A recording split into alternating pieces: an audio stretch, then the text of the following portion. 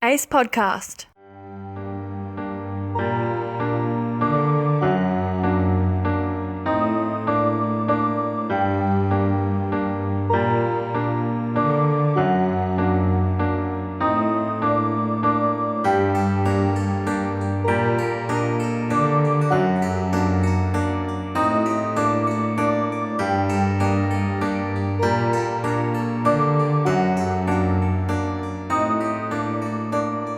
Hello and welcome to the Not Alone podcast. I'm Sam Fredrickson. And I'm Jason Moitoso. And today we're going to talk to you about the mystery of Angikuni Lake, and specifically the proposed disappearance of an entire village situated on the shores of Angikuni Lake back in the 1930s. It's a pretty small village, though, right? We are assuming somewhere around 30 people.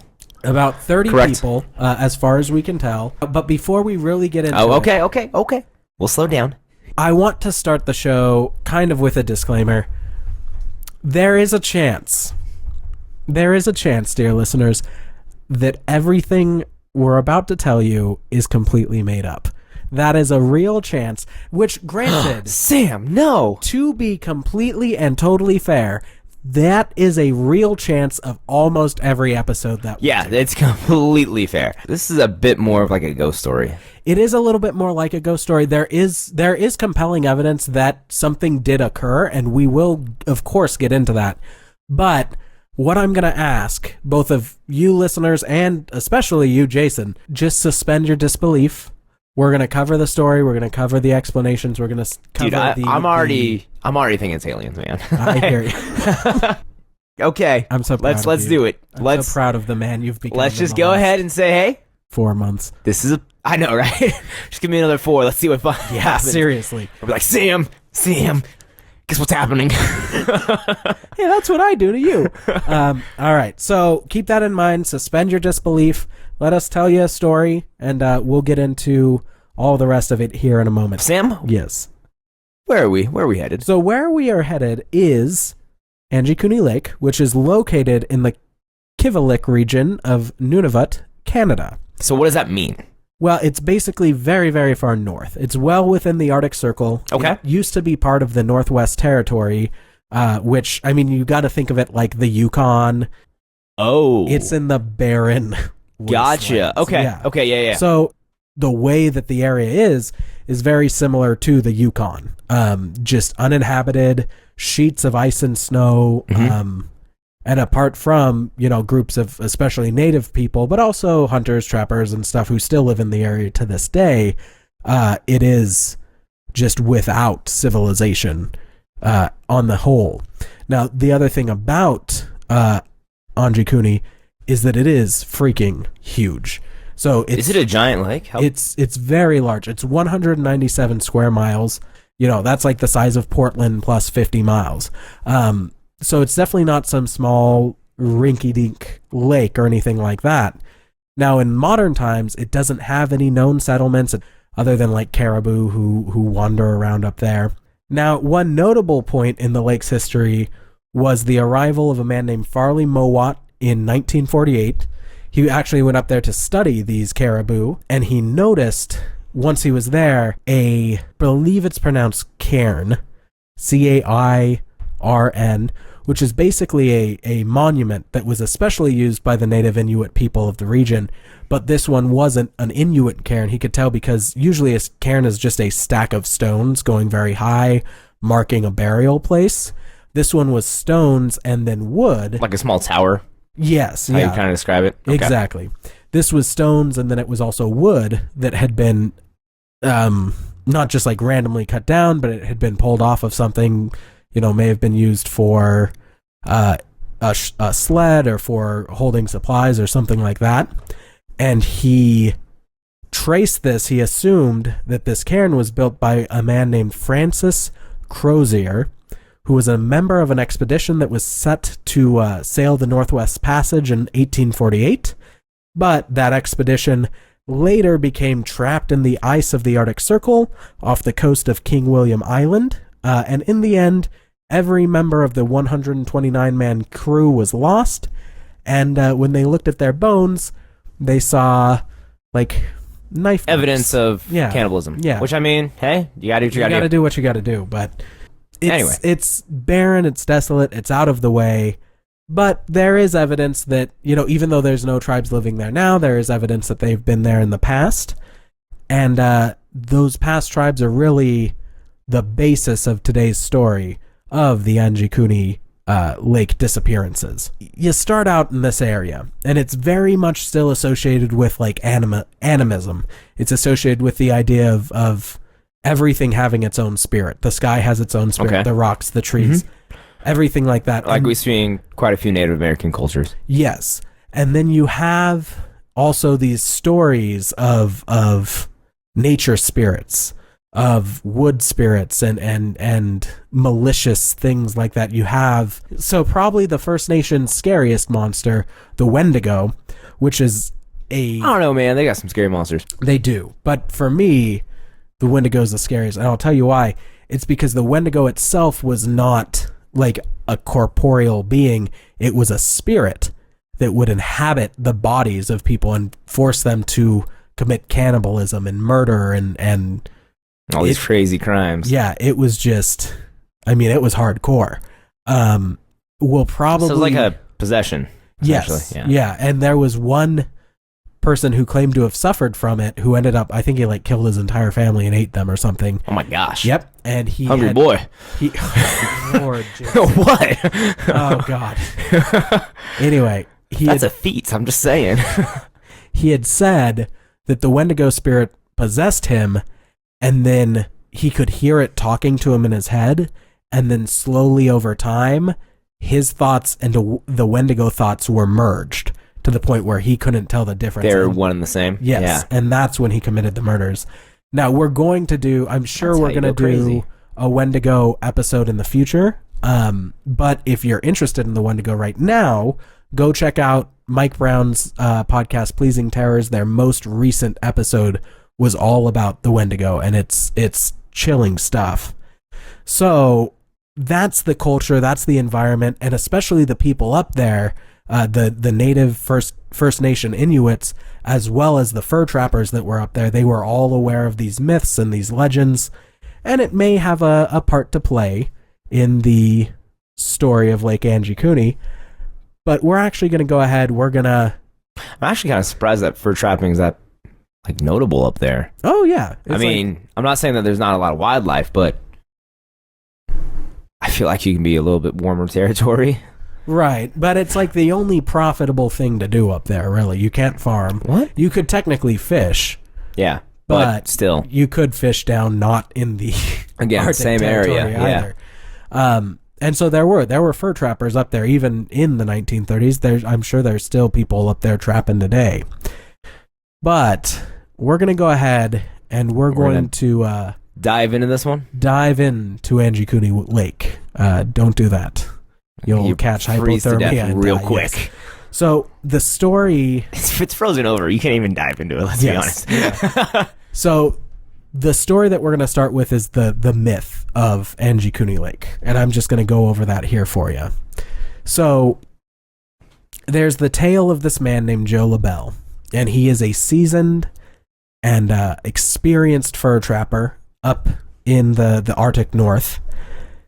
As it's, want to do in this time, there's not a lot known about Joe LaBelle other than what he tells the newspapers, what he tells the people around about him. And what he told them is that he had been in this area for a long time.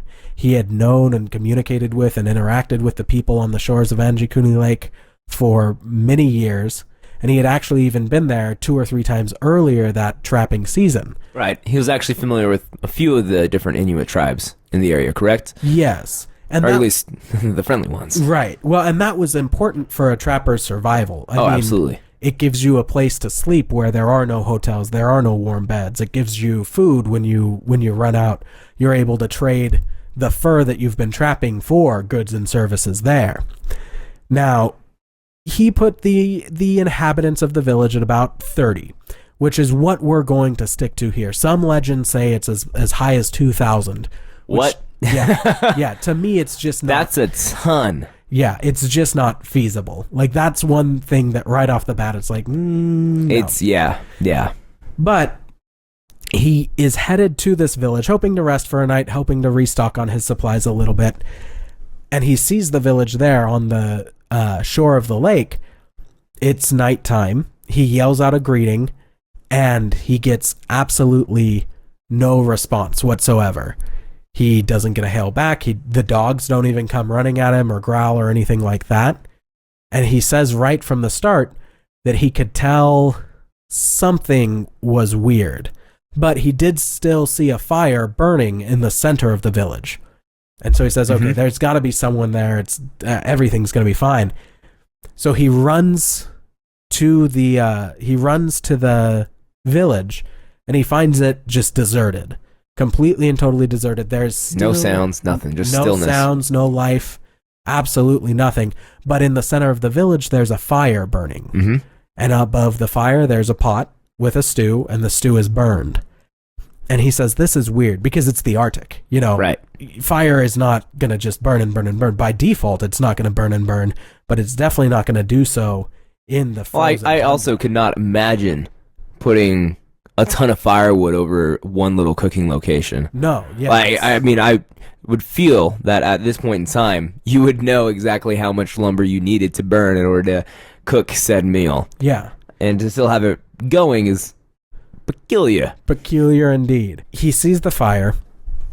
He sees still no one around. And he starts to get a little freaked out, a little weirded out. Mm-hmm.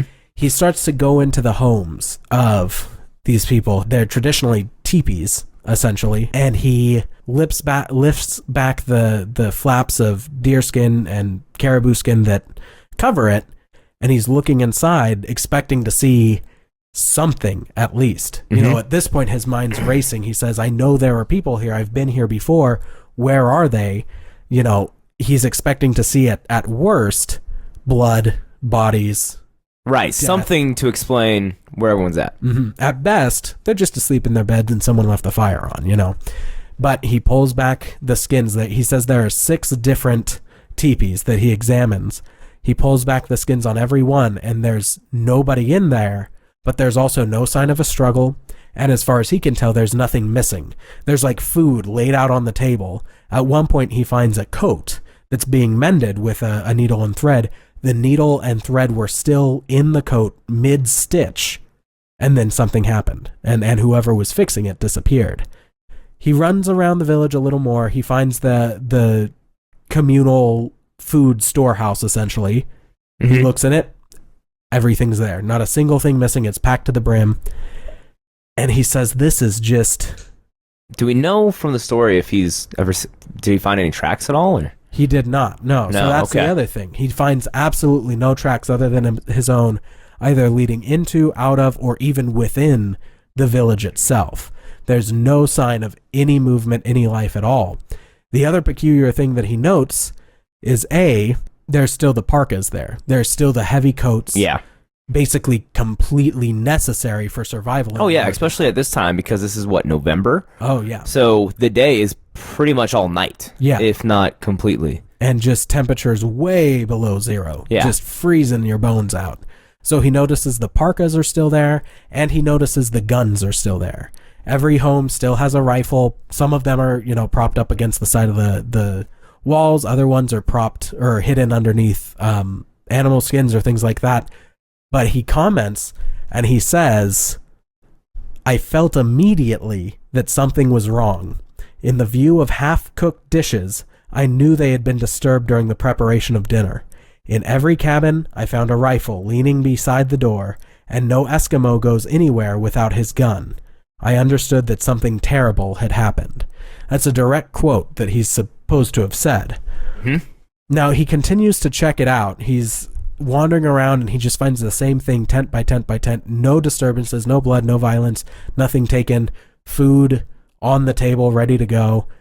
They've just outright vanished. They've just completely and totally vanished. That's got to be terrifying. Oh, yeah. I can't imagine. He starts out he's decided I'm not staying here. Like, yeah. I know that it's that definitely sends off that vibe. Yeah, I know that it's dark. I know that it's late. I know that I'm tired and hungry and cold. I am not staying here, though. And he starts to head out when he notices, strangely enough, the corpses of dogs. There's 7 sled dogs tied to a little tree that have just fallen over and died from as far as he could tell. And he says, okay. He says, all right, let's say each villager had 2 rifles and double the food that we were thinking. Yeah, maybe it was a really good season and they got a ton of food. Yeah, let's say that they took everything they needed from their homes and just had that much left over and they were going to come back for it later or anything there. There is absolutely no reason to leave your dogs. There's not only no reason, there's no way that they can get anywhere worth going without their dogs. Like, they can't be protected. They can't travel. Like, Well, I mean, a dog sled team of 7 can't transport 30 people. Well, if you put... I mean, we don't need to super get into the logistics of it, but it can't travel maybe all the people, but all the provisions that they would need. Yeah, that's fair. They could essentially, yeah, there's just no way that they're going to be able to essentially, yeah, via dog sled. Oh, pupper, it's adorable. It's adorable. It's adorable mini wagon. And except for all the dogs are dead, so yeah, that's from as adorable. Starvation, so. Right? So, and that's the other thing. It looks as though they've starved. Yeah, now skin and bone. But I mean, if they've been decomposing for a while, but really they shouldn't because it's so cold. They should. So yeah, they should be pretty darn fresh. Remember, he walked in to a fire, being in the center of the village. Right. So in theory, there was someone there moments before. But yes, upon further examinations, the dogs had all starved to death. He's finally like, okay, we are getting out of here. Which it still should take the animals to starve to death. I mean, it should take some time. It should. I mean, they are, of course, burning a lot more calories staying warm during the winter, but they're not going to starve to death. Still, yeah, exactly. So it's weird having still a lit fire and seeing signs of starvation from animals. Mm-hmm. Well, and with all of this food around, granted, they were reported to have been tied to like trees or really stubby bushes, but I mean, I would think that they'd definitely find their way out of that if they were starving to death. Right. Absolutely. I mean, because we're talking about dogs that are pretty darn close to their ancestors. Yeah, they're the majority of them is still wolf. So they're still going to be able to survive in the wild. These are big animals. Yeah. He says, okay, that's it. I'm out of here. Stop poking around. But he pokes around one last place. Because why not? And he heads to, there's a little graveyard right outside of the town. It's worth noting that when somebody dies in the Arctic, in the winter, they are not buried until at least the spring. Yeah, the ground's too hard. It is like trying to dig a hole in a rock. Yeah, it's like going straight through granite. Yeah, it's unreal. It's impossible, to be frank. But what he finds is that every single grave within the cemetery has been opened, and the inhabitants thereof have disappeared. Now, he knows that it's not just a wild animal or something, a bear or a wolf, regardless of the ground being frozen, because they have these cairns. These stacks of stones, which have been, it would seem, unstacked and then restacked right next to them. The stones are still in perfect shape, perfect condition. And that's the last straw. That's weird, and then he just runs. He just runs all the way to the Royal Canadian Mounted Police. Or... your best friends. This you have episode... so much admiration for this organization. Episode... Now, I love Canada. I've been there once. My brother had a Taekwondo tournament in Vancouver when I was like 10. It was great. I remember going on this really big like loop. So it was probably just like an on-ramp to a freeway. But I loved it. It's amazing. And, I'm a big fan of Canada in general. One thing I'm not a fan of, Mounties. Is it their cool little hats and their red jackets? It's the red jackets, isn't it? I am a tiny bit jealous of those cool red jackets. But this story... We can get you a red jacket, man. This story has made me completely and totally distrust the Royal Canadian Mounted Police. And you know what? It could all be hogwash, it could all be wrong, but if any part of it is true, I've got a real problem with you Mounties. Anyway, moving forward with our lives, he books it. He doesn't actually book it to the RCMP office. He books it to a telegram office. Mm-hmm. From there, he sends out a message to the Mounties. Contacting them. Yep. They come on back. They and then essentially start an investigation. Yes, he leads them back to the spot. However, on the way, they come across the home of one local trapper. His name is Armand Laurent, and he has 2 sons. Now, they explain in their own words, we're off to investigate a kind of problem at Anjikuni. Kind of problem. It's no. Yeah, it's some. There's like a hedgehog. There's a thing over there. Yeah, we're just checking some things out. Yeah. Why? Why did they stop? Well, they just stopped for food and provisions and rest and all of that. Again, it's very desolate. You've got to get warmth and water wherever you can, basically. So, man, they're so giving up there. I know. That's the problem. Like, you want to come into my home? People. They're fantastic. Anyway, so once they're there, they ask him, "Hey, Laurent, whatever I just called you. You see anything?" These French Canadian names, dude. You see anything weird? You see anything unusual in the area recently? And the way that the story makes it sound is that he's like sweating, and he's like, no, I haven't seen anything, officer. Normal stuff up there in that sky. Who said anything about the sky? Not me, of course. And they break him down over the course of, I don't know, let's say an hour. It's a decent interrogation. Yeah, they end up interrogating him. But finally spills the beans. And he says, well, okay, I'm not a crazy person. Let me preface with that. I am not Which usually a crazy person. Gets followed by a crazy comment. But, and there it is, there's the segue. But I did see in the sky a great big cylinder. And it lazily floated through the sky and then transformed into a bullet shape. And then it shot off, literally, towards Angikuni Lake. And the Mounties were probably just like, okay. Essentially, they just say, okay, we're good. Thank you for your time and your hospitality. Goodbye. And they book it out of there. They get to the village, eventually. The first thing that they notice, all of them, is a lack of footprints, like we mentioned. The only footprints they see are the remaining prints of Joe. Yeah, LaBelle's footprints going in and then going out. Again, they see the graveyard.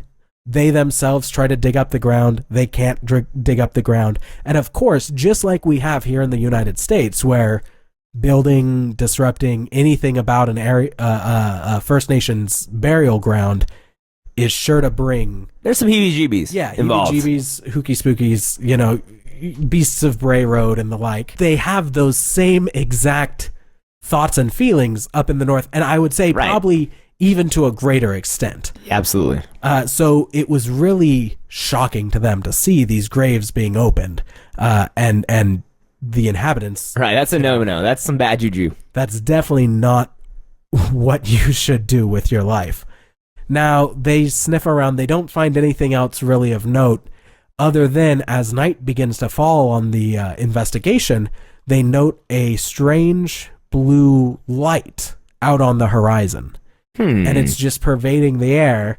And, everyone's going to say, well, it's probably just the Northern Lights. It's probably just the Aurora Borealis. It wasn't. They've seen it before. They know what that is. Yeah, they see it all the time. And they noted that it was definitely not the Aurora Borealis. It was something else. Now, as for the what, they don't say. They don't really comment on it too much.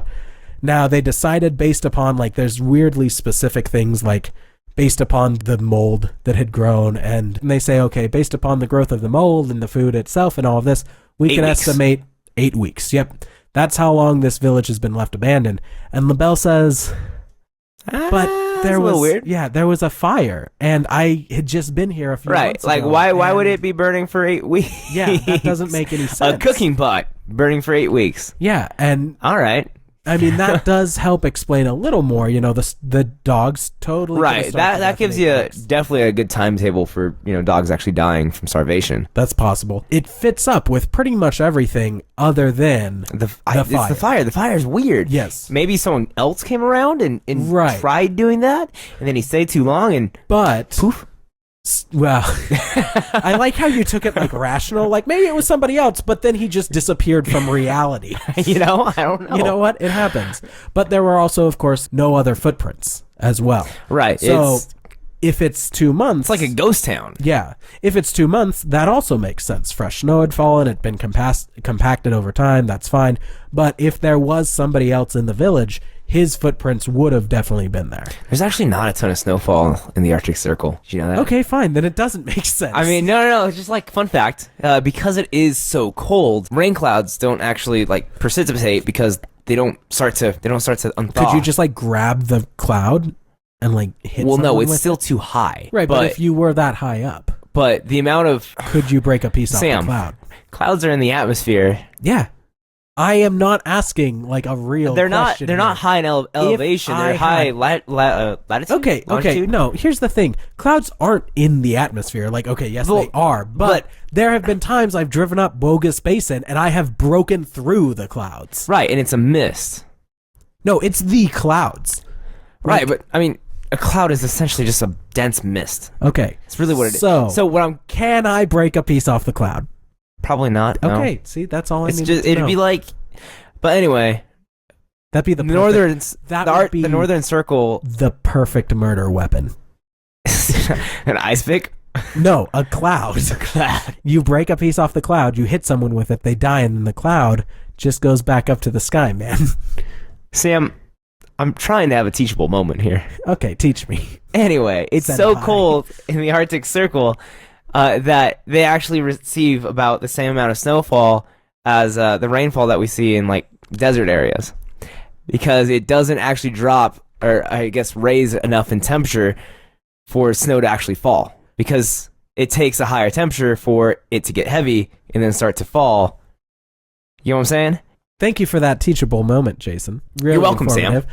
So that's the story, okay? Trapper finds an abandoned village, weird crap, starved dogs, open graves, fire burning. That's the mythos, the legend itself. Now, after 1930, it pretty much just drops off. You don't really hear too much about it for quite a while, actually until 1959. So there's an author named Frank Edwards in 1959. And he is publishing this book. It's called Stranger Than Science. By all accounts, of course, he was like a sensationalist for sure. He was definitely profited off of like spooky stories and stuff like that. Right, which I think this fits in the correct category for that. Absolutely. By default, it does. But there has never been a time like when people looked at Frank Edwards, this book, and then other instances of his writing. And there's never been a time he just came up with a story. Like he just completely and totally lied about it and just put it in. He may embellish, for sure, but he never fabricated. What's a good story without a little embellishment? Right. However, if you ask the Mounties, it's all made up. It is a complete and total fabrication. And this is actually still listed on their official website. I'm going to read this off to you. Okay. The story about the disappearance in the 1930s of an Inuit village near Lake Anjikuni is not true. An American author by the name of Frank Edwards is purported to have started the story in his book Stranger Than Science. It has become a popular piece of journalism, repeatedly published and referred to in books and magazines. There is no evidence, however, to support such a story. Now, Sam, doing his due diligence... Wait, I'm not even done yet. Oh, okay, never mind. That was their statement. Keep reading. A village with such a large population would not have existed in such a remote area of the Northwest Territories. Furthermore, the mounted police who patrolled the area recorded no untoward events of any kind, and neither did the local trappers or missionaries. So that's There's the cover-up right there. That's it, right? Well, if the Mounties say it, it must be true. There's probably nothing that happened at Lake Angikuni back in the 1930s because it was all invented in 1959 by Frank Edwards. Everybody knows that. But it's Sam doing false. his due diligence. It is 100% false. Not Angikuni, but that statement. And the fact that it is still up when some dude with an iPad could found evidence, it is ridiculous. So could you say you feel passionate about this? I am extremely passionate about this. I'm more passionate about the Mounties in this story than Joe LaBelle or the disappearance of the native tribe at all. The Mounties are why we're here. Oh, good. So you're right. Actually, you may be right. It may be a cover-up, and we're going to get to that at the end, okay? Because they don't know, and I think they just didn't do a good job of looking into it. They did not. So, myself, personally, found the original article it was dated... That man right there, Sam French. This dude. It was dated November 27th, 1930. It was published in the Danville Bee, which was based out of Danville, Virginia. I have this article. He did. He showed me it right before we started recording. I made Jason read it just to show him that it's real. Right off the bat, Frank Edwards did not invent this story, and that was the narrative for so long until the last few years where they actually dug this paper back up. And it makes sense that Frank would want this story because we really, like you said, it kind of just dropped off right after the publication originally, so we haven't heard about it in 20 years. It was obscure. Cool. Yeah. This would make a good story to put in my book. It makes a lot of sense. Continue. So that original publication. This original publication of the Danville Bee, there are people who say that a newspaper in Le Pas, Manitoba, picked it up first, maybe a day ahead. But regardless, the story is syndicated. So regardless of where it started, it's the exact same story, just published in all these different magazines.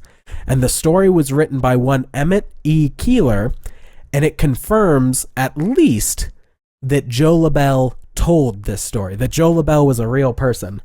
It also seems to confirm that the Mounties did investigate his claims.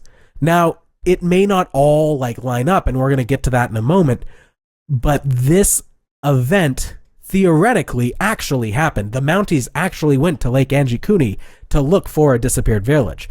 Depending on what they find, you might be different between, this source and that source, but it is not a complete and total fabrication, which I think is why this story is not very well covered, even amongst paranormal podcasts like ours. Because so many people read it and then they see, oh, it was just written up in this book and the Mounties have this thing on their website about it. It completely and totally, the story at least, happened. So there's that. That's going to be, if we're opening the evidence drawer, that's the first piece of evidence, okay? It's kind of the last as well. No, it's not. Not necessarily. Let's be honest, Sam. Not necessarily. And we're going to get there, but... Man, I wish we had photos. I know, and we'll get there as well.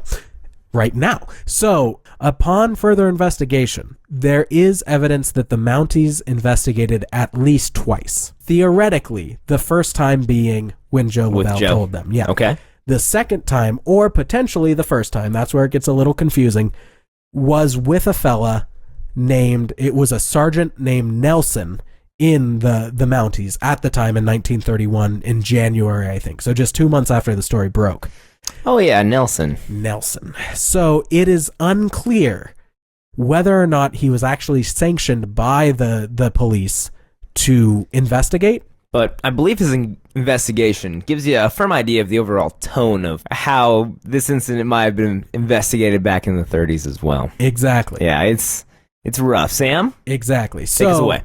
He either, with the sanctioning or not the sanctioning of the Royal Canadian Mounted Police, he did investigate, quote-unquote, investigate this story. Now, his investigation has 3 central parts. The first one was the trapping license of Joe LaBelle. He wanted to see if Joe LaBelle was a real person, if he was a trapper, if his license was up to date. He was probably from the start, he probably doesn't even exist, so it's fine. This guy's not real. But he was real. He did have a trapping license valid. His stuff was up to date. Yep, and it was valid for that area. So that's one mark there. However, the second, and like you just mentioned, was the photo that accompanied the original article. Now, Joe LaBelle in 1930 did not have access to a camera. He did not take pictures of Angikuni Lake or the village on its shores to include in this newspaper article. So instead, the newspaper man Keeler, he took a stock photo of a Cree village and he slapped it on that. As soon as that fact came to Nelson's attention, he said, well, it's obviously not true. Debunked.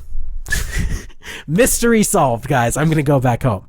He took this as the primary sign that there was absolutely no way it was real because they didn't have a photograph of it. Right, which obviously the newspaper was intending that to give some sort of, setting for the actual reader. Exactly. The last step of his extremely thorough and reliable investigation was to go talk to the nearest shopkeeper he could find. So he goes to the Windy Lakes trading post, and he says, hey, you ever hear about this Joe LaBelle fella? You ever hear about this Lake Anjikuni Mystery? And the guy says, yeah, I heard about it. I don't think it's real, though. I don't think that it happened. And I heard somebody saying yesterday that Joe LaBelle isn't even a trapper. Or that he's a trapper, but he's from down south. He's not one of these hardy northern trappers like the rest of us. So I think it's all just a big pack of lies. And Nelson just stands up, and I imagine him just shouting it out to the world. Debunked! Yeah. We solved it! Off the word of an innkeeper or a shopkeeper. Yeah, that's like me going over to Albertsons and be like, hey, you heard this Sam Fredrickson guy? Yeah, he's a nut job. Hey, now. That's like, I mean... You did go to Albertsons, and they did tell you that, didn't they? They didn't know who you were. Oh, well, that's even better. We're working on it. That would be akin to being like, well, Sam Fredrickson doesn't exist then, because, the local... Yeah, exactly. It's even worse. Yeah. But it's a little... Man, he was working hard. He was working hard. He was trying his best. Apart from those 3 incidents in his investigation, it should be noted that as far as can be told, he did not talk to LaBelle, he did not talk to Keeler, he did not go to Lake Anjikuni. But he screamed it to the world that it's been debunked, there's no mystery, there's no missing tribe. So that's one investigation.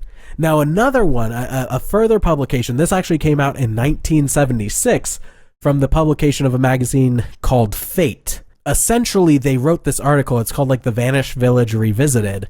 And it was a debunking piece. Like it was there to say like this never happened. This a fabricated tale. Fabricated tale. They mentioned Nelson and his investigation. And they're like, well, look at this. This guy checked it out and he said it's not real. So it must not be real. But the weirdest thing that happened out of this is that they actually the next time, I think they did it monthly, next month, there was a letter to the editor that had been included in response to this debunking piece.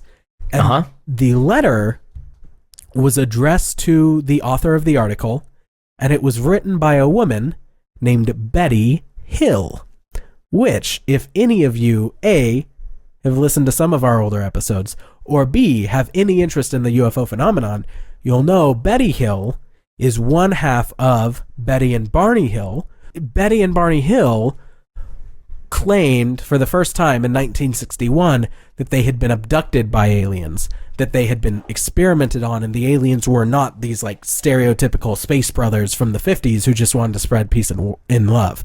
So the fact that she is responding to this article written in 1979, I mean, it's just mind-blowing.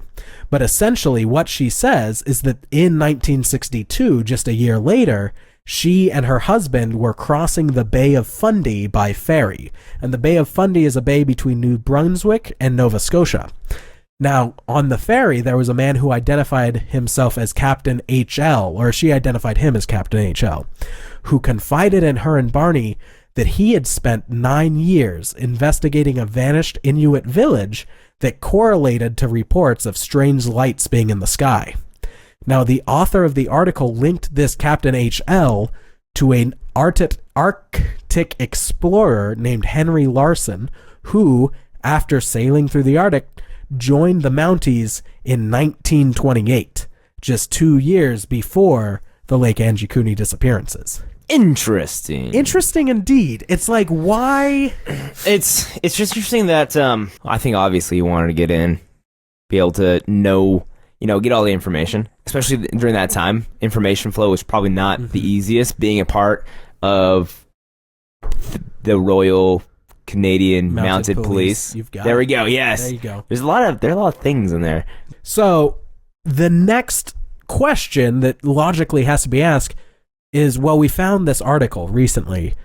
What does the article actually say? Like, is it just as crazy and sensationalistic, or is it a little bit of a different bent? Do we have a different tune? Yeah. Yeah, so we're just going to cover that real quick. Now, basically, it is very similar, but there are some key differences. The first one is that in the article, and for what it's worth, I found another article of Frank Edwards telling the story of Angikuni Lake. I wasn't able to find his book, but I found this article. And in both of these, there is no mention of a fire. There's no mention of a fire in the center of the village, of a fire in any of the teepees. It is quite clear that Joe LaBelle believes that these people left a long, long time ago. So right off the bat, that fire was probably the most mysterious thing. Well, not the most mysterious. It's still mysterious in and of itself, but the most unexplainable thing. Yeah. And it's out the gate, which is fine with me. Like, we don't need that to make this weird and spooky. The other... Well, we don't need it to make it spooky. No. It's still weird. I think there's an extra layer of weirdness when we talk about the fire. That's true. If there was a fire. Right there and then being... Yeah, because that explains that we're in at least a decent time frame, like the course of maybe 8 hours. He does claim as well, and we kind of mix this part into the original legend. Originally, the legend is it's 2,000 people, hundreds of cabins, everyone's gone. We mentioned that there's 6 dwellings, 6 teepees, which is what he confirms in the article there. He says, the whole thing looked as if it had been left just that way by people who expected to come back, but they hadn't come back. So things were still, like, there was still food on the table. There was still stitching, like needles stuck in sealskin and stuff like you were saying. But no fire. Yeah, it's like it was set up to be a perfect, like, replica. It's like what I expect to see at a museum. Yeah, exactly. When you walk through and they're like, this is the village. And this everyday life gives you an idea of what it's like. Exactly. That was still how it was. But another big difference, there's 2 more big differences, and one is that the passage of time is even more apparent. He talks about the rifles as being rusted and as being in neglect. And he says, by his own accounts or estimations, that it wasn't 4 weeks he thought no one had been there. He thought no one had been there in 12 months. So it also takes away the fact that he, as far as he claims, had never been to that village before. It was not a well-traveled route for him. He just knew of it. He had heard of it and decided to stop by when he needed something. But he hadn't been there 4 times that year already. Which that kind of timetable makes a lot more sense if we're talking about rusted weapons. That means we had a summer. Yes. And then we had light snowfall. Then we had moisture in the air to actually do the rusting. Because, again, when we're talking about that high up in the northern circle, there is not a lot of moisture in the air to do the rusting. Right. Continue. Cool. Now, the other big, and it, like, for what we lose with the fire, we gain a little more weirdness here. Joe did find 7 dead dogs. They were tied. He did say it was just a scrubby tree. They were tied. They were covered by snow. He did uncover them. He also came across, though, 2 living dogs, which he described as nothing but skeletons. Like, they were completely and totally starved to the bone. And instead of being defensive, or even, I mean, you've got to think, like with wolves don't usually attack unless there's a scarcity of food, and then they attack humans. So it would be logical for these dogs, which are the majority of them to be wolf, to at least be a little aggressive towards what might be a food source for them. And yet they just follow him around the camp, whimpering and whining and panting. And he just feels so bad for them that when he leaves, he doesn't hightail it out of there, but he does leave, and when he leaves, he catches some fish and he feeds the dogs. And then the dogs, he's like walking away and he's half expecting them to come with him, and they don't. They just still stay there. This is weird for a whole lot of reasons. It's like they're waiting for their masters to come home. Yeah, exactly. It's weird for a whole lot of reasons. I mean, the dogs could have left. They were basically wolves. They could have survived, or at least, found something in the wild to eat on. I don't want to be too horrible here, but they had 7 other dead dogs that they could have... Yeah. If push came to shove, you gotta do what you gotta do. Yeah, exactly. Just like the humans back on the expedition. We're talking about extreme conditions. Yeah. So they could have left. They could have eaten the other dogs. They could have eaten the food, even though sure it had gone moldy. There was issues with it. Right. If you're a starving dog, you don't care. You're gonna eat the food, but for whatever reason, they don't. Right. They would have at least rummaged around. Mm-hmm. They would have looked for more. So it's surprising that they didn't. Yeah. Now he leaves the village. On the way out, he sees the burial cairn. The burial cairn is moved. There's only one. So instead of it being a full cemetery, it's a single. One single grave with the cairn moved. Again, though, moved to the side, dug up. Now, granted, if there's a summer in the middle, maybe the ground has thawed, but still, it's not an animal, because these stones had been moved and were still stacked up the exact same way. So he sees that, and then from there he does not go right to the Royal Canadian Mounted Police. He actually just keeps trapping, because that to him is his priority. He needs to survive. All right, that's how he lives. Yeah. So he traps for the rest of the season. Every time he comes across another Inuit village, he says, "Hey, have you heard of this other village on Lake Anjikuni? Do you know anything about it?" And they all say no. We haven't heard anything about it. We didn't know there. Either I didn't know there was a village there, or yes, there's a village there, but nothing weird's happened that we know of. And then the article. Yeah, again, because these people are very far away from each other as well. And they don't have phones. Live they don't have fairly nomadic lives. System. Yeah, everything travels just by trade. Yeah, trade, word of mouth. And it should be noted, of course, the Inuit people are nomadic, for sure. Oh, yeah, you have to be in those kind of climates. But you're not going to leave your village without your guns and without your dogs and without your parkas. It's just not going to happen. Or your teepee. I mean, come on. Yeah. For lack of a better word. It's meant to be a mobile Yeah, and that's what they're designed for. The article ends with talk of the RCMP investigating. It says that, they don't have any leads right now. But they say 2 interesting things, and we're going to get into the second one here in a moment. But the first one is that there was a report of a tribe that was another 150 miles north of Angikuni, who there was a young 10-year-old boy, Inuit boy, who wandered into their camp one day just a few months ago, and nobody knew where he came from or how he got there. And then the article doesn't say, they basically just say we weren't able to get any information. They don't say whether the boy wouldn't talk or whether the tribe wouldn't talk. So, but that's a little weird, lost child coming out of nowhere right around this time. We've got one more great aspect of this story. All right, what else you got for us? We're going to wrap up, I promise. The legacy of Lake Anjikuni. It's become a lot of things. What you talking about, legacy? It's become a lot of things over the last 87 years. For some people, it's a classic case of a mass UFO abduction. For others, it's a dimensional rift or even a time slip or something like that. However, I was so excited when I found this.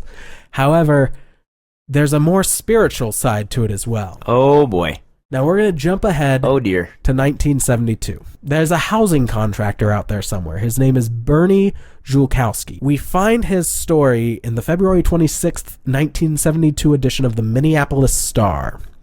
Now Bernie, I hate this guy. He was up whaling.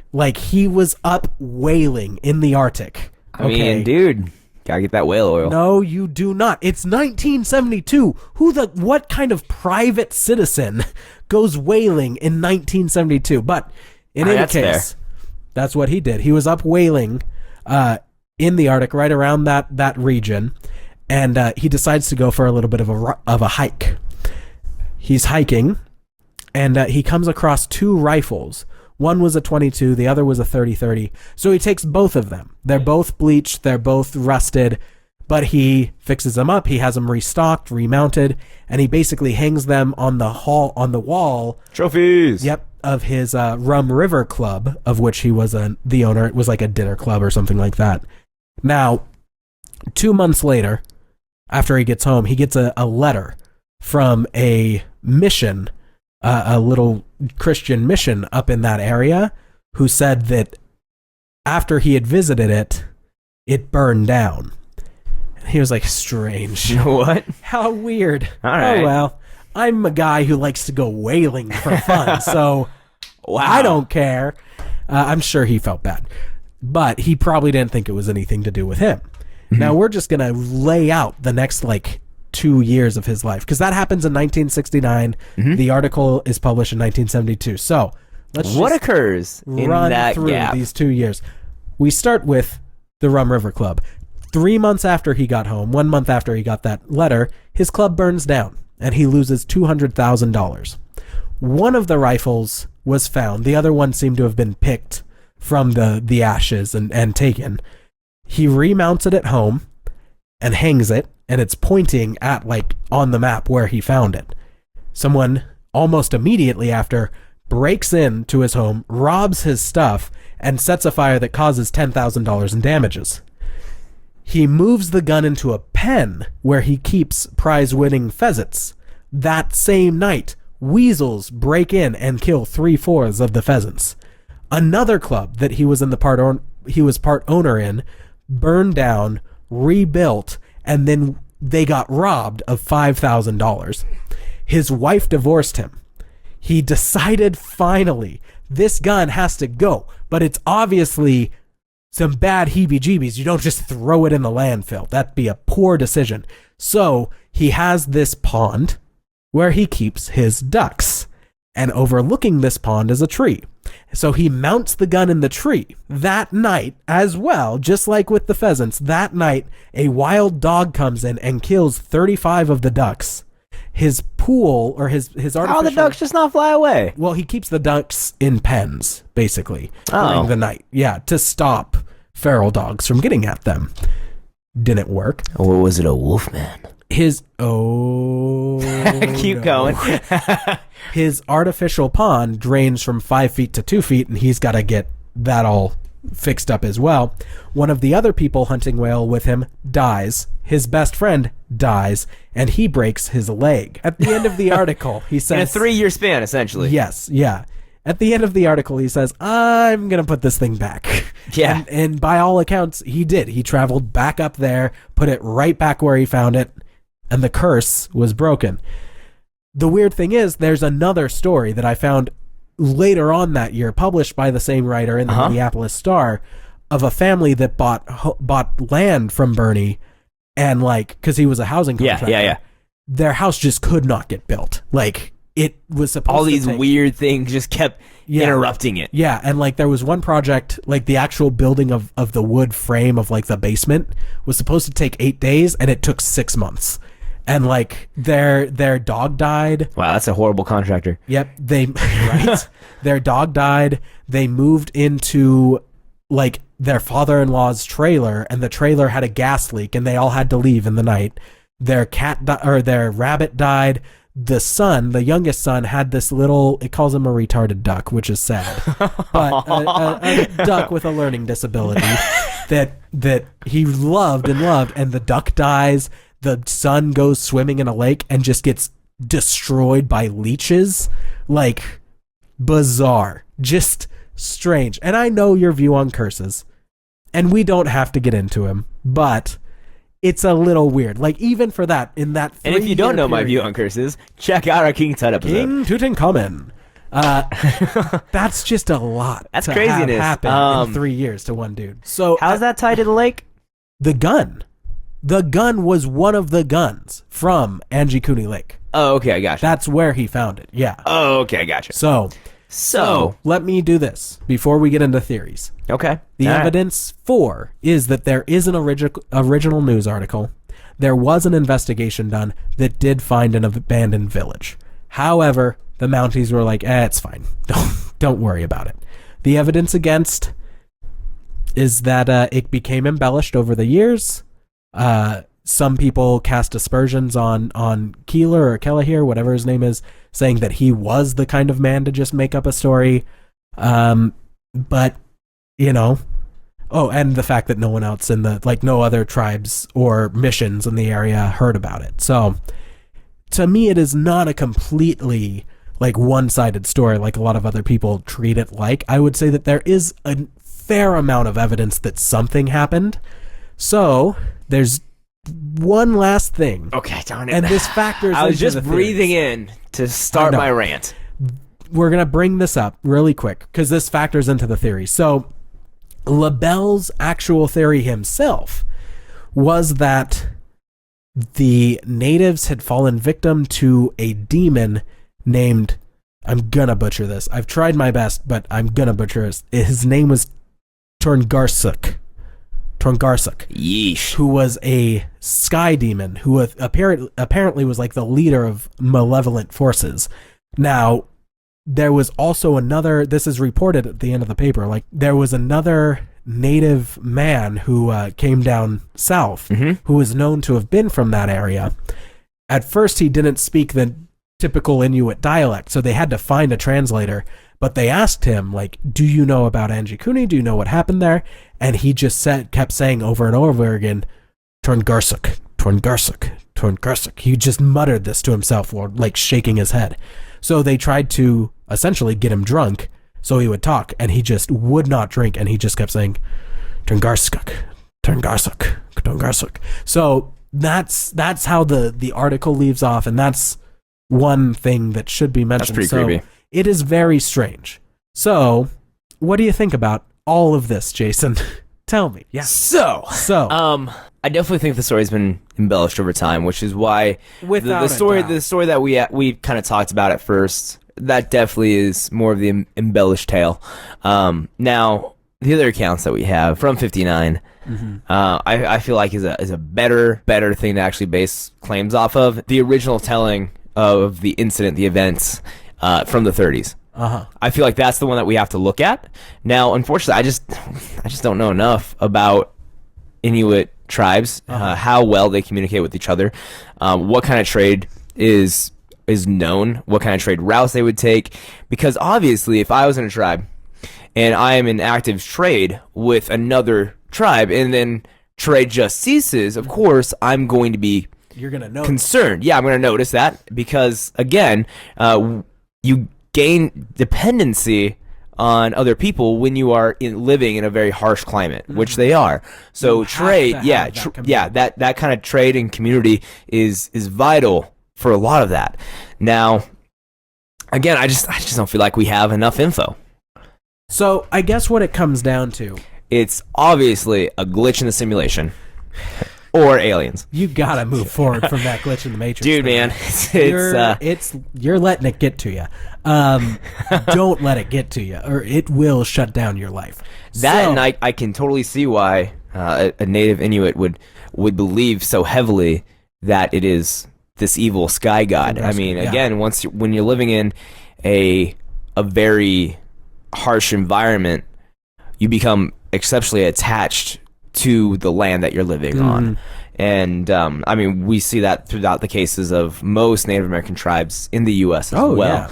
Yeah. I don't think that due diligence was done by the Mounties. And I think, unfortunately, that might be because for a long time, our own government did the very similar thing with Native Americans here, where we didn't put a lot of effort into it. And I think that could also stem from the lack of evidence that we have. I'm glad you mentioned that. And I'm going to say as a quick aside here, I would hope that, of course, it was done properly, but it was the 30s. I'm going to say here, Angikuni has, I mentioned it, it's a lot of things to a lot of people.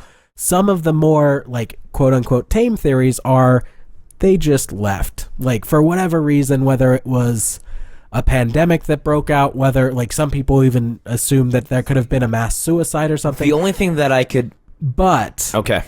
One of the more crazy theories that I didn't necessarily want to bring up, but I'm going to, I actually saw multiple people citing it as a cover-up of... Like, do you remember how we kind committed genocide against the First Nations people here. Yeah. They claim that the Canadian government did the exact same thing, and that the reason that this tribe was abandoned was because of that, and that is why they bungled the case so much. I don't ascribe to that. I don't think so. What's the value of that region?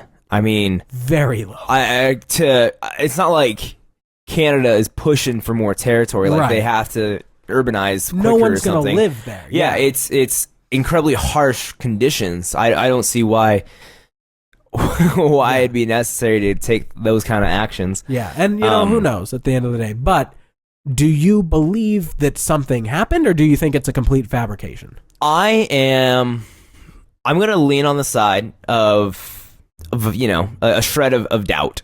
Okay. Maybe. And I'm going to say that I'm going to go ahead and say, yes, this was an event that occurred. Okay.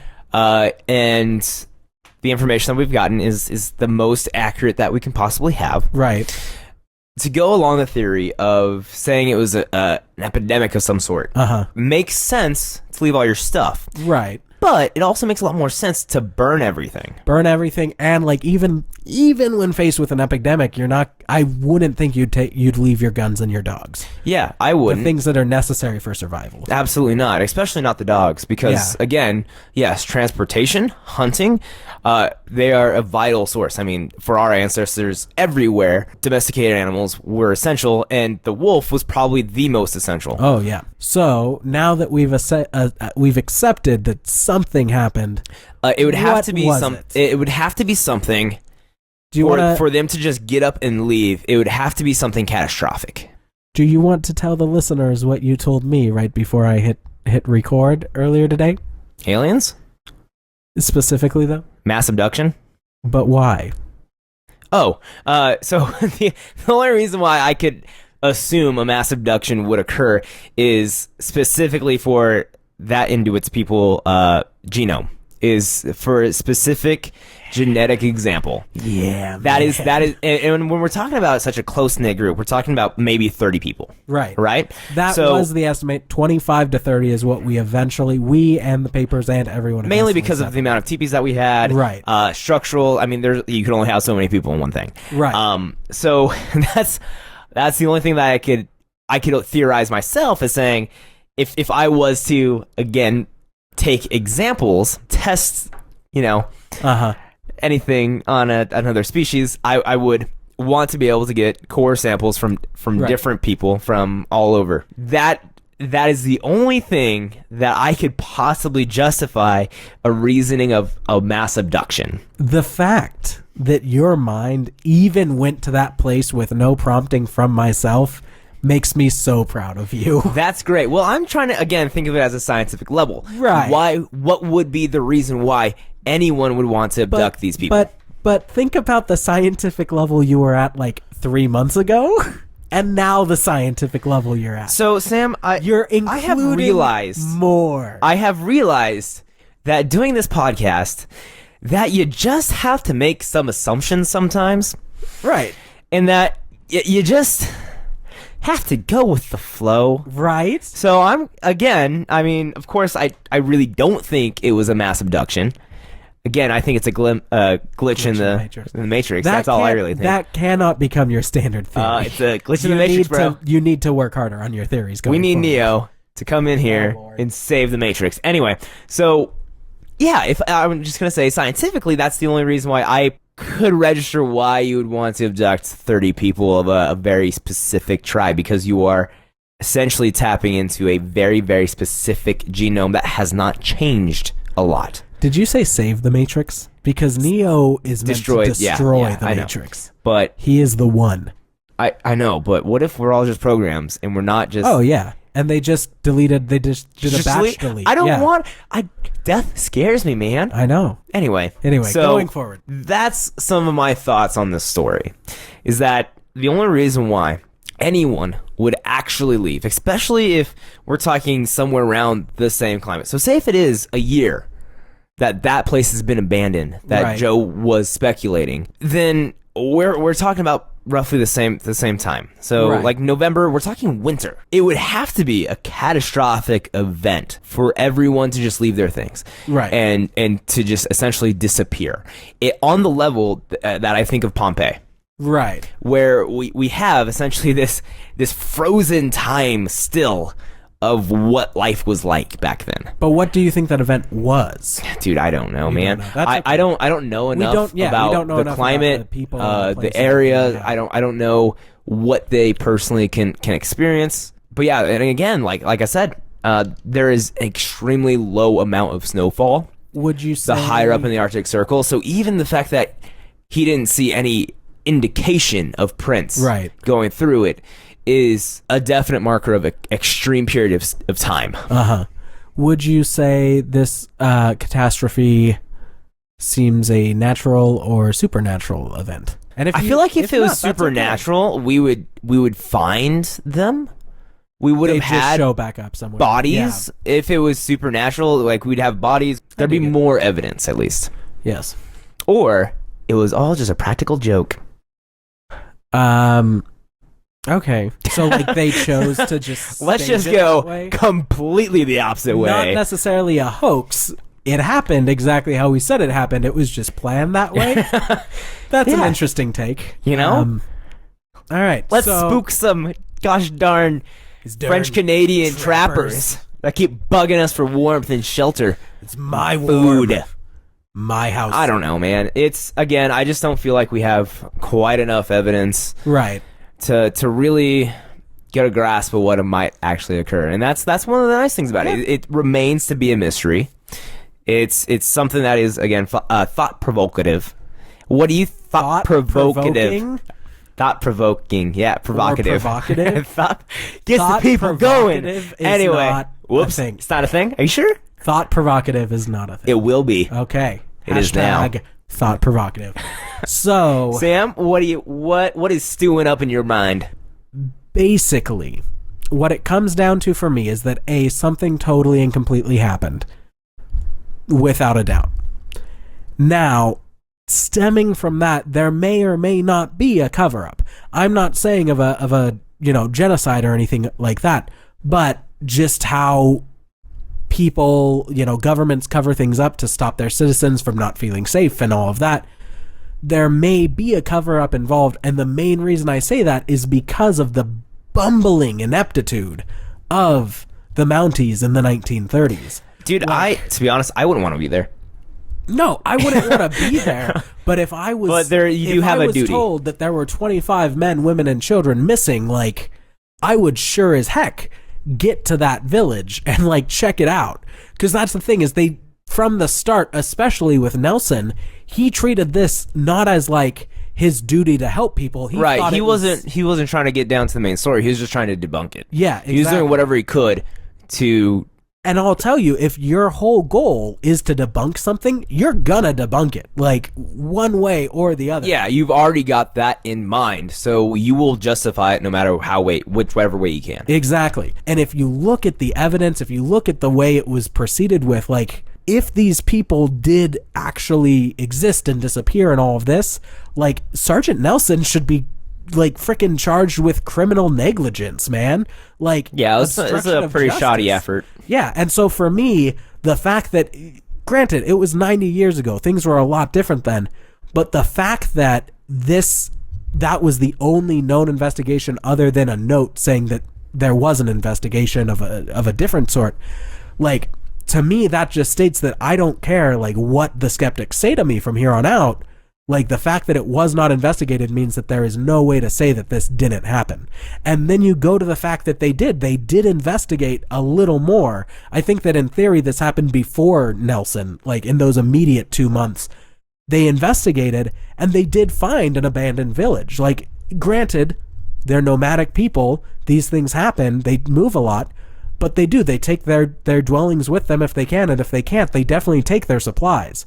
So, Right, I mean, really what you'd be finding is, burnt wood, you'd be finding signs of campfires, things like that. The same kind of thing that we do archaeologically now, Right. when we're looking at prehistoric man.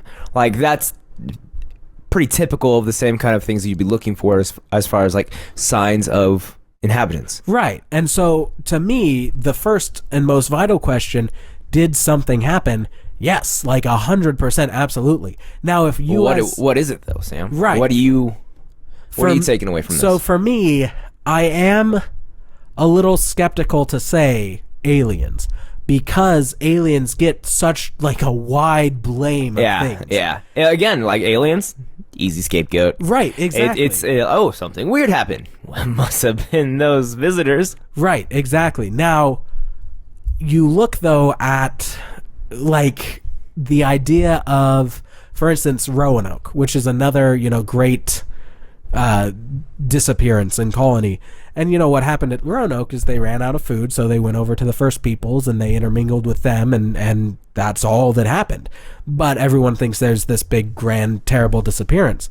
I think that a catastrophe is not too far off. I think that there may have been a food shortage, or some sort of terrible storm that came through. Now that still doesn't explain. In a storm, you hunker down. Right.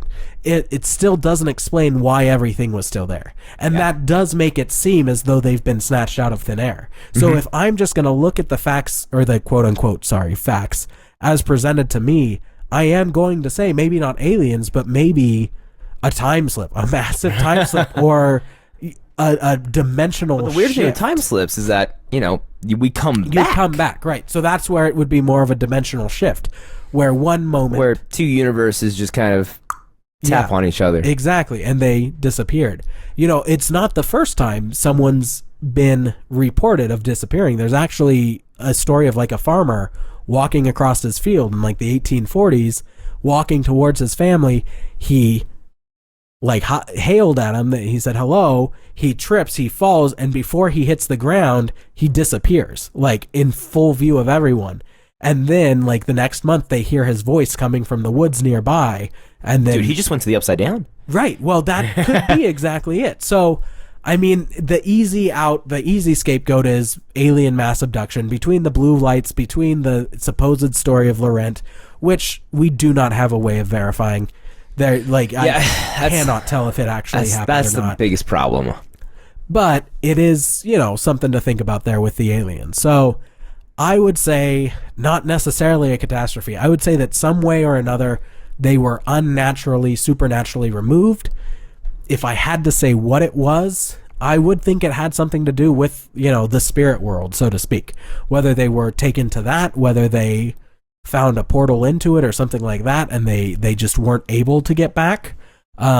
Or, the other one that I mentioned, the other theory that sometimes comes up that's very strange, is a mass suicide. Into the lake water? Lake, yeah. So I guess, but... Well, you think back to stories of, like, the Wendigo spirit, and if the Wendigo spirit possessed them, it's entirely possible. Look at me. It's entirely possible. Sure. It is absolutely. Anything's possible. But mass suicide isn't anything unheard of. So, no, it's not something that I super ascribe to, but it's like the most logical conclusion is that they walked into the lake. With there being, they didn't take anything with them because they were going to die, and they disappeared because they're at the bottom of the lake. But again, that being said, this lake is frozen for the a lot of the year, most of the time, if not all the time. Right. We're talking about high Arctic Circle area. Right. It's freezing. Does that mean their remains are frozen in the lake? Could be, man. But the problem is, it's 197. So we need to go to Canada. 197 square miles. We're not finding anything in that lake. I guarantee it. So I'm going to say, I don't want to say mass suicide because it makes me too sad. I'm going to say dimensional shift. That's what it comes down to. Because that doesn't make me sad or worried at all. It just scares me a little bit, but it doesn't, like, make me sad. But at the bare bones of this, I think absolutely this story, this mystery makes you ponder, makes you wonder. And I think that's why we're here, That's man. the biggest thing. All right. That's our biggest takeaway. There we go. Come up with your own ideas. Yes, let us know. I would we say that a lot. I'd love to hear what you guys think of this. Even if it's just, it was a hoax, you're stupid, go away. Well, that's fine with me. You're silly. Okay. You listened to us for like an hour and a half. Joke's on you. You're never going to get that time back, buddy. So, anyway, hello. That's Lake Angikuni, everybody. We did it. Good job. A little bit worried about this. Don't vacation there. Don't vacation anywhere because time is short. Don't vacation anywhere. And you need to work to survive. Okay. Sam, is this just another excuse for you not to leave your home? Yes. All right. So, guys, I hate to say it, the day has come.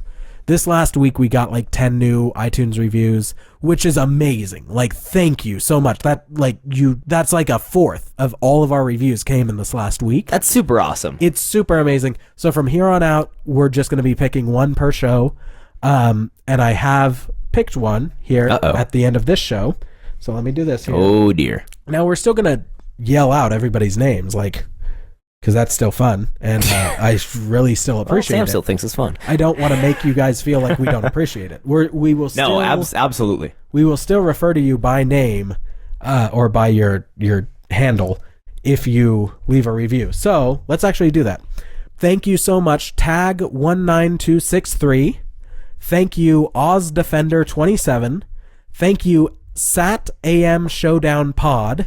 Thank you, Kiki Marie D. Thank you, Zachary McIntyre. Thank you, Mary-Y, or Mare-Y. So Mary is what I'm thinking there. Thank you, Matt93454. Thank you, History or Something Like It. Thank you. Nice. That's actually another. That's a podcast. Oh, is it? Okay. They're amazing. You should, check out History or Something. Dude, Like there's millions of them, and they're all amazing. I know. Thank you, Zanger, and Zanger as well as a podcast. So it's Justin Zanger, and he's the host of the Zang This podcast. So they're all about pop culture, video games, comic books. They're very good. Like, it's him and his friend. Sounds like fun. Yeah, it is. So check that out. Thank you, Pat from Houston. Thank you, Nico Nemo. And thank you, Strange Animals podcast, which is an amazing podcast that you should all check out. It's all about like cool animals and kind of cryptozoology, but Dude, also can I join them? Yeah, man. She's fantastic. So I want to talk about animals. The one that we're going to read is the one by Nico Nemo. So he says, great show. They're kind of like the Siskel and Ebert of Things Strange. I didn't know what that Who meant. are those people? So they were film reviewers. Oh, and cool. Apparently one was like more conservative and the other was more like artistic, kind of like you're more skeptical and I'm more insane. But I was going to say out there, open-minded. They're kind of like the Siskel and Ebert of Things Strange. You can tell they really enjoy what they do and are genuine enthusiasts of the genre.